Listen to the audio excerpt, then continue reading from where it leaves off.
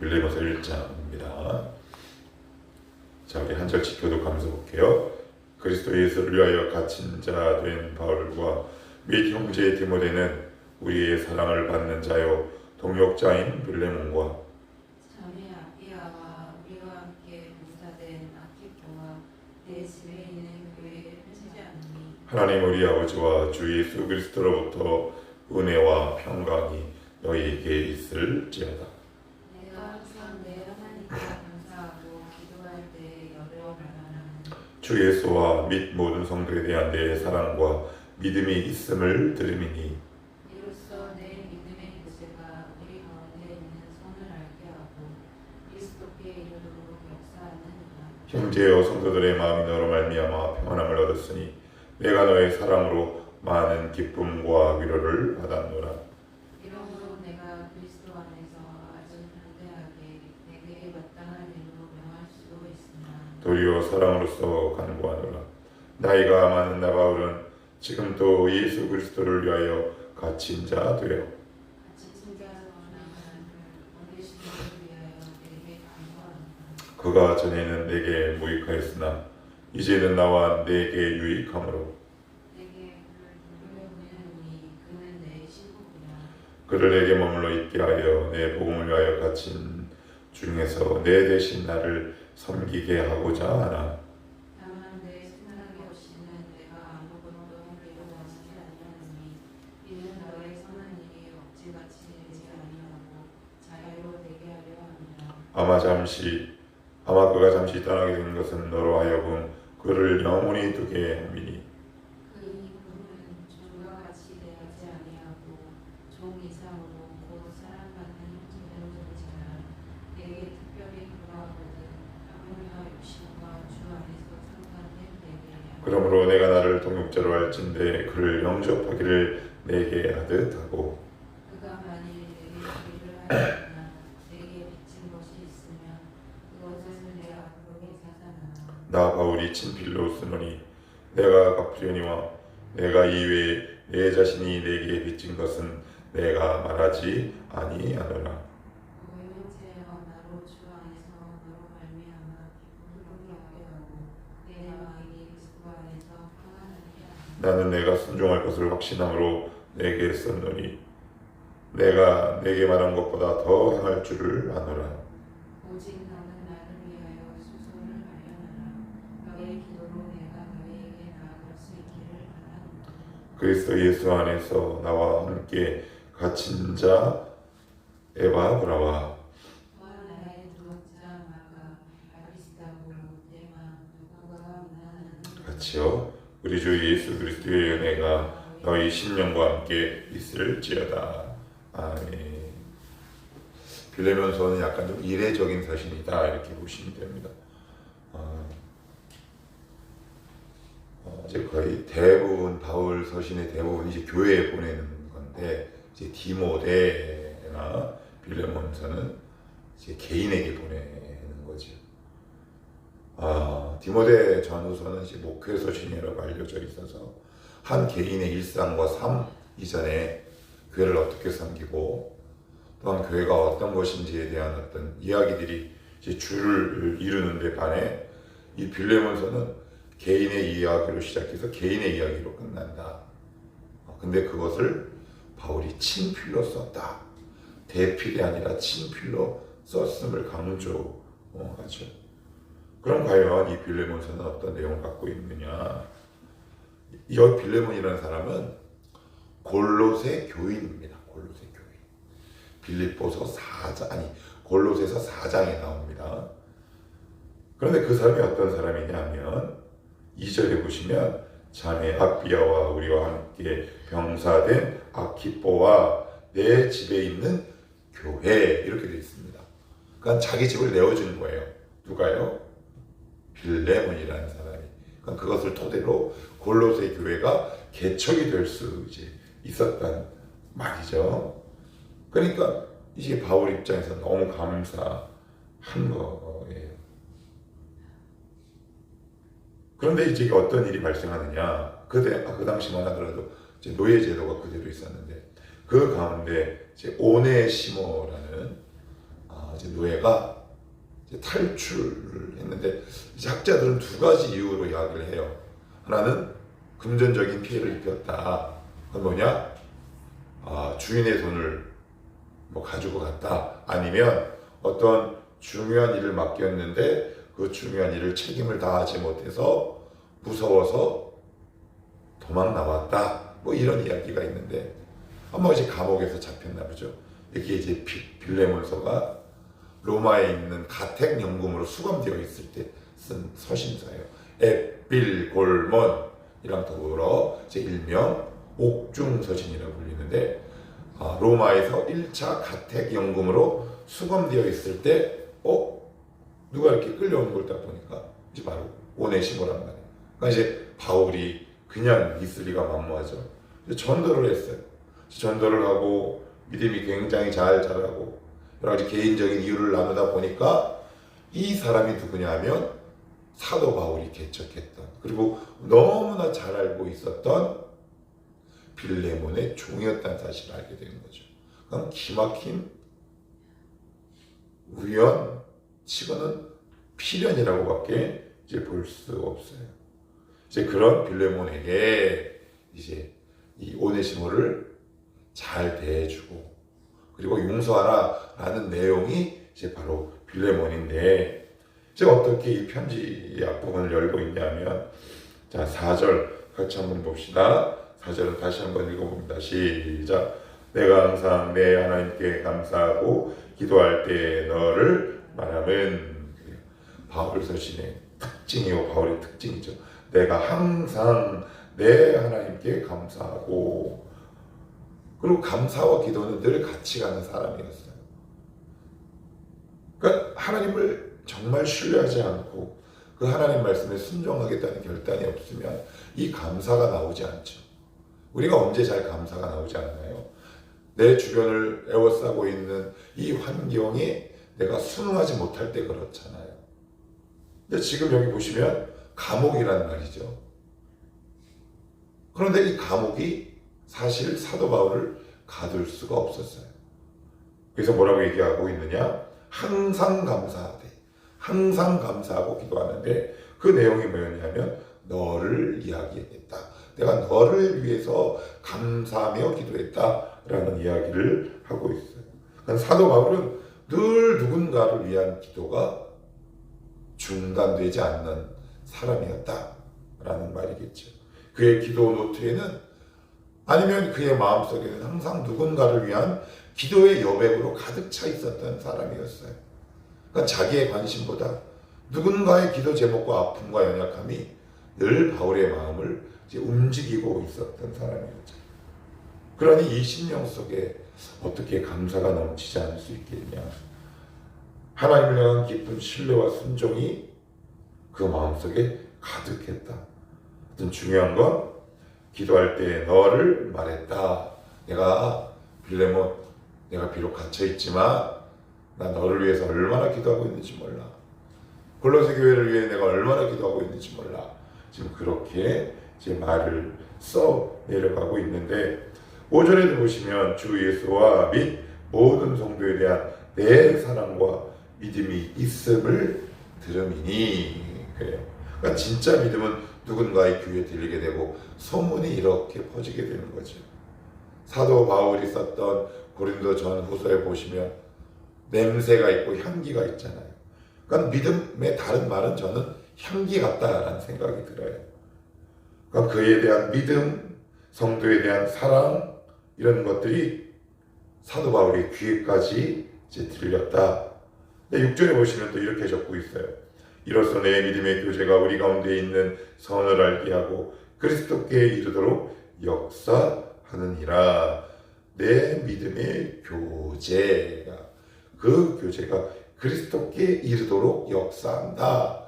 골로새 교회 교인들 사이에 있었던 교제 그리고 빌레몬의 그 성도들 간의 교제가 얼마나 귀하고 아름다운지 누군가가 구원의 반열에 오르게 된다라는 얘기죠.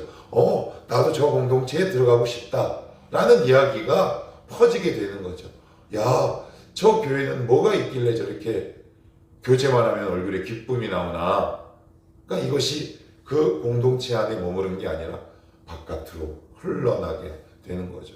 이건 뭐 단순히 전도했다라는 게 아니라 그 교회가 너무 사랑으로 교제했다라는 말로 이해하면 좋을 것 같아요.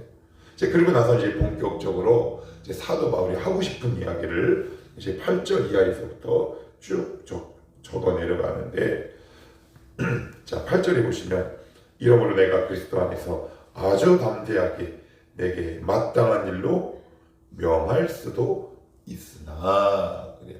명할 수도 있으나, 그렇죠. 당연히 명할 수도 있죠. 사도 바울이잖아요.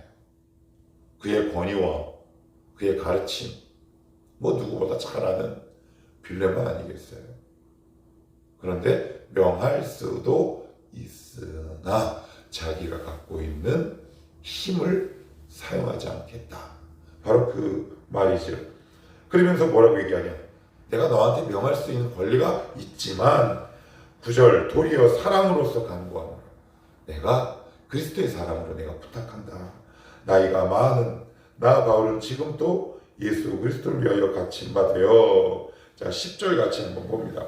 시작. 갇힌 자 중에서 낳은 아들 오네시모를 위하여 내게 간구하노라. 11절까지. 그가 전에는 내게 무익하였으나 이제는 나와 내게 유익함으로. 그래요. 전에는 너에게 무익하였는지 모르겠지만 이제 얘 거듭났다. 아마 네가 소중히 사용할 수 있을 것이다. 그런데 나와 내게 유익하다라는 말을 담고 있어요. 이게 단순히 필요에 관한 의미가 되겠습니까? 유익해, 뭐 유익하면 뭐 보내고 뭐 그런 건가요? 그런 의미가 아니겠죠. 부정적인 존재에서 긍정적인 존재로 변하게 되는 거죠. 왜요? 사도 바울을 만나서 그의 가르침, 복음을 경험하게 되다 보니까 그 장소가 비록 감옥이었다 하더라도 그 복음의 능력이 오네시모의 영혼을 흔들어 깨운 거죠. 그리고 얼마나 두려웠겠어요. 여러분 얼마나 두려웠을까요? 그 당시 노예는 만약에 도망가다가 잡히면 최고가 죽여도 아무 문제가 없다는 말이에요. 그러니까 그 당시 감옥에 딱 왔을 때 오네시모가 얼마나 두려웠겠어요. 아, 난 이제 죽은 목숨이다. 그런데 거기서 사도 바울을 만나다 보니까 오네시모 가운데도 너무 기쁨과 감격과 소망이 넘치지 않았겠어요. 그래서 뭐라고 얘기하냐면 너 돌아가 라고 얘기합니다. 그게 불가능한 일입니다, 여러분. 내가 너한테 보낸다 라고 지금 계속 이야기하고 있는 거예요. 그를 좀 잘해줘라 라고 얘기하고 있어요. 저 바울은 그렇게 얘기하고 있다 쳐요. 그럼 오네시모는요? 여러분이 오네시모인데 내가 은혜 받았어요. 그런데 아무리 생각해도 이건 하나님의 뜻이 아니야. 내 주인에게 돌아가야 돼. 그런데 내가 가면 죽을 수도 있어. 갈 수 있겠습니까? 갈 수 없지요. 가서도 안 되지요. 그런데 오네시모는 보낸다고 해서 갑니다. 가게 돼요. 자, 우리 어디를 찾아보냐면 골로새서를 한번 찾아봅시다. 골로새서를 보시면 4장 9절입니다. 4장 9절. 골로새서 4장 9절 한번 찾아봅시다. 자, 시작. 신실하고 사랑을 받는 형제 오네시모를 함께 보내노니. 이렇게 나와요. 그러니까 이게 무슨 얘기예요? 가는 거예요. 아, 그러면 오네시모 갔을까요? 안 갔을까요? 예, 갑니다.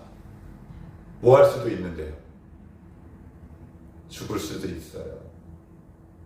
얼마나 두렵겠습니까? 은혜 받는다라는 게 뭘까 싶어요. 복음의 능력이 뭘까 싶습니다. 우리가 믿는 복음과 초대교회 성도들이 믿었던 복음과는 왜 이렇게 차이가 날까 싶어요. 바울과 오네시모는 가라고 얘기하는 바울도 그렇고요. 그리고 가라고 또 가는 오네시모는 또 뭡니까? 그러니까 그들은 복음의 능력을 정말 제대로 경험한 사람들인 것 같아요. 죽을 수도 있는데 보내고 죽을 수도 있는데 가지요. 왜요? 구원의 확신뿐만 아니라 그 10년 가운데 정말 두려움이 없었던 것 같아요. 기쁨이 있었던 것 같아요. 그러니 죽을 수도 있음에도 불구하고 바울의 명령을 따라 옛날 자기 주인에게 돌아가는 오네시모도 귀하고, 그리고 자기가 힘이 있음에도 불구하고 권위적으로 명령할 수 있는데도 사랑으로서 부탁하고 권면하며 자기의 권위와 힘을 절제하는 바울도 복음의 사람이다, 이렇게 얘기합니다. 우리가 보통 복음의 사람 하면 뭐 다이나마이트 능력 얘기하지만 사도 바울도 정말 복음의 사람이에요.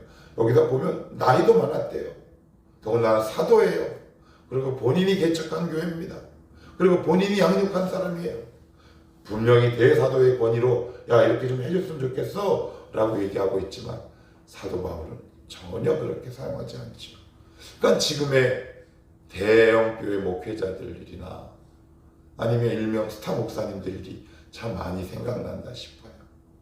그들의 한마디는 절대적인 권위를 가지고 있죠. 사람으로서 권위하는 것이 아니라 자기 인간됨을 포장하는 것 때문 아닐까 싶습니다. 죽을 수도 있는데 갑니다. 죽을 수도 있는데 보내죠. 참 12절에 우리가 아까 읽었지만 내게 그를 돌려 보내노니, 그래. 참, 보내노니 이게 쉬울까요? 하나님이 여러분들을 만약에 저기 가라고 하면 가실 수 있겠어요? 하나님이 최근에 여러분들을 내가 너를 거기에 다시 보내노니 라는 혹시 장소가 있습니까? 저는 사실 이 빌레몬서에 얽힌 사연이 참 많아요. 개인적인 일이라 다 말씀드리긴 그렇지만 하나님이 예전에 저에게 이 말씀을 들었을 때 내가 너를 여기 보내는데 갈 수 있겠니? 제가 얼마나 갈등했는지 모릅니다. 참 많이 갈등했습니다. 굉장히 주저했습니다. 때로는 물질적인 손해를 보는 장소였고 정말 말하기 껄끄러운 상대에게 하나님이 보내시더라고요. 너 변화된 거 어떻게 증명할래?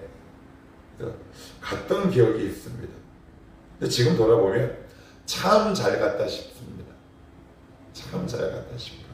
아무튼 보내는 바울이나 보낸다고 가는 오네시모나 분명히 그럴 권리와 힘이 있음에도 불구하고 절제하는 바울이나 다 복음의 능력을 진짜 경험한 사람이다.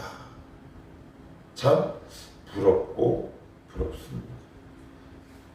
13절 14절을 읽고 마치겠습니다. 제가 읽을게요. 그를 내게 머물러 있게 하여 내 복음을 위하여 갇힌 자 중에서 내 대신 나를 섬기게 하고자 하나 다만 내 승낙 없이는 내가 아무것도 하기를 원하지 아니하노라. 왜냐하면 이는 너의 선한 일이 억지같이 되지 아니하고 자유로 되게 하려 함이라. 이 감옥에서 내가 이제 나를 좀 섬길 수 있도록 내가 너의 허락을 구하러 내가 다시 보낸다. 편지로만 쓸 수 있어요. 그죠? 근데 보내죠. 되게 귀찮아요. 뭐 이렇게 귀찮게 일을 해? 문자 한 통 한번 보내면 되지.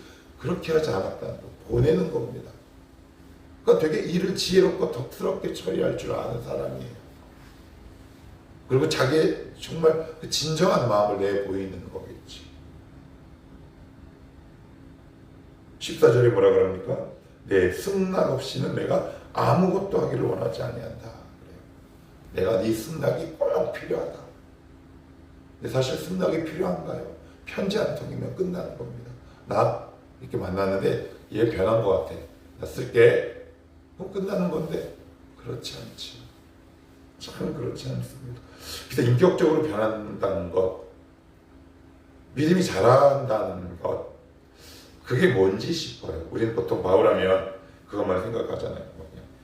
귀신이 쫓겨나 교회를 개척하고, 물론 그런 놀라운 능력도 있지만 오늘 이 모습을 보면 한 영혼에 대한 깊이 있는 예의와 그리고 사랑과 그 애정을 돌아볼 수 있다 싶습니다. 참 믿음이 너무 익어간다 싶어요. 참 아름다운 사람이다. 그러고 나서는 21절 이렇게 얘기하죠.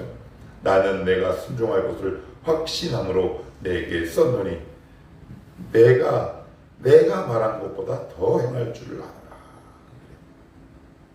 이게 굉장히 놀라운 표현인 거죠.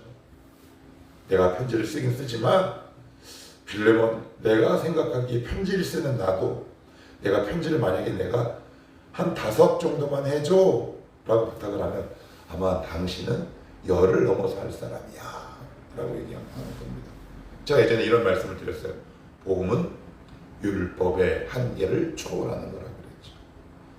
누군가 나에게 부탁한 것보다 더 하는 것. 이제 이 빌레몬이라는 사람도 그런 사람이었다. 성경은 그렇게 진술하고 있어요. 왜냐하면 바울이 확신하고 있거든요. 내가 요만큼만 해줘, 아니면 하나만 해줘 라고 내가 너에게 부탁을 해도 아마 내 생각에는 너는 5를 하고 10을 할 사람이야. 그러니 내가 안심하고 이 편지를 써서 오네시모를 보낸다. 그렇습니다. 감옥 안에서까지 영혼을 돌보는 사도 바울도 참 귀한 사람이고요.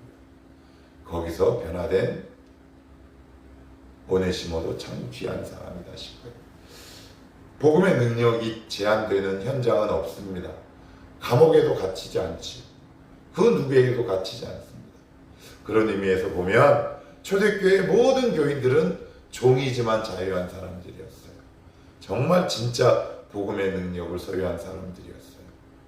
가라 그러면 가고요.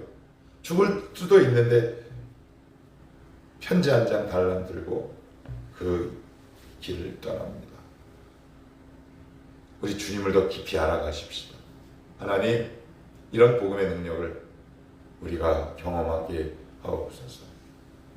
우리의 믿음이 소문나는 믿음 되게 하시고 우리 청월함교회가 그 안에서 함께하는 교제가 이 담 밖을 넘어 이 세상에 향기가 되어 전파되게 하옵소서. 그런 소원이 느껴지는 오늘 말씀입니다. 우리 함께 한번 기도하십시다.